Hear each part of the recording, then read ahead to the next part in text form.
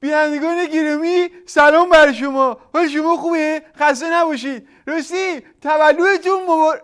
تولد راستی قبول شدنتون تو کنکور مبارک. قبول شدن پیروزی غرورآفرین نظام جمهوری اسلامی هم که نبود. رسیدن به قله‌های هسته‌ای هم که نبود. تو عراق هم که پیروز نشه. اصلا ولش کن. حال شما چطوره؟ حال شما خوبه؟ خسته نباشید. امروز در خدمت آیت الله کهنسال هستیم و میخوایم با ایشون درباره احکام عید نوروز صحبت بکنیم. شما هم با ما همراه باشید. من کیم؟ قلمرضا قیانوری. بله. آقا عیدتون مبارک بشه. من هم میخوام بگم که آغاز سال 1388 و تعطیلات نوروز به شما و خانواده محترمتون هیچ ربطی نداره. صبر کنید تا تولد امام راحلمون برسه.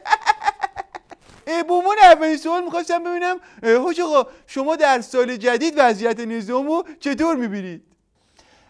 بالا ما خیلی فاصله گرفتیم، دور شدیم آقا.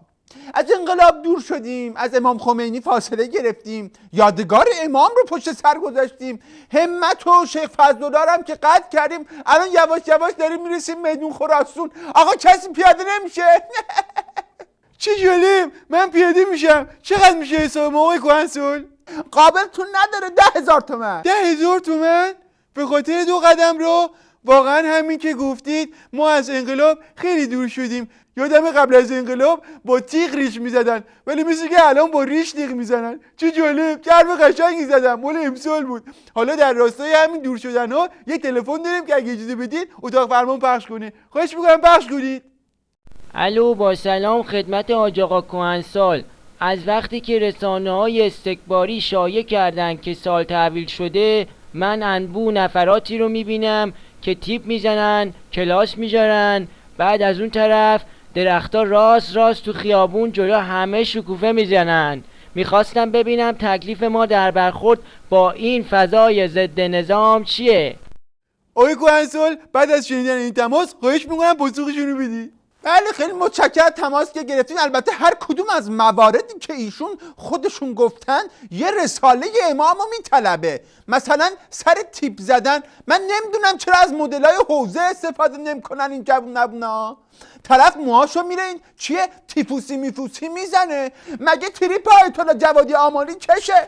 خب موها رو آمولی بزنید آقای جوونا. بله. با اینایی که آستین کوتاه تنشون میکنن من نمیفهمم، نمیدونم چجوری اینا دماغشون رو پاک میکنن آخه.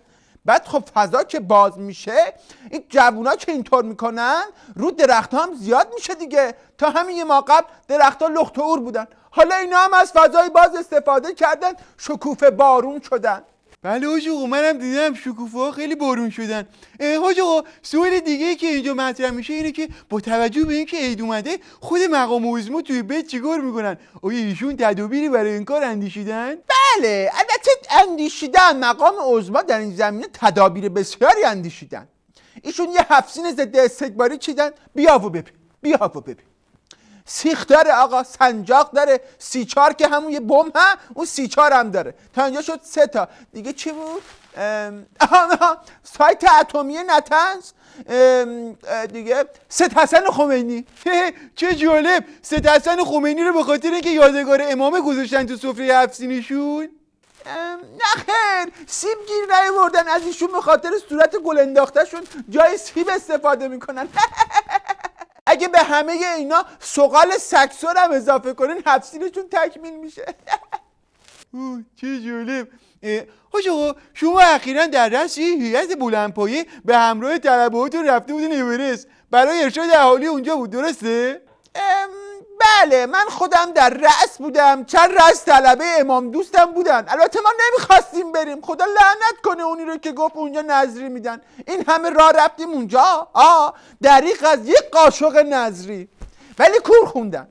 امت همیشه در صحنه، هر جا نظری بدن ما خودمون اونجا حضور پیدا میکنیم.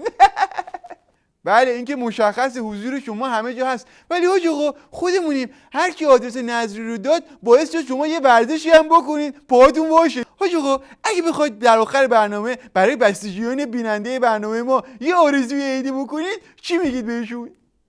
آرزو میکنم تو سال جدید خوشبختی مثل سگ پاچشونو بگیره. موفقیت مثل کنه همچی به چسبه به ریششون، سعادت هم مثل کک بیفته تو عباشون. بله، با تشکر از حاج آقا کهنسال که در برنامه ما شرکت کردن. من غلامرضا قیانوری هستم. همدیگه رو میبینیم. خداحافظ.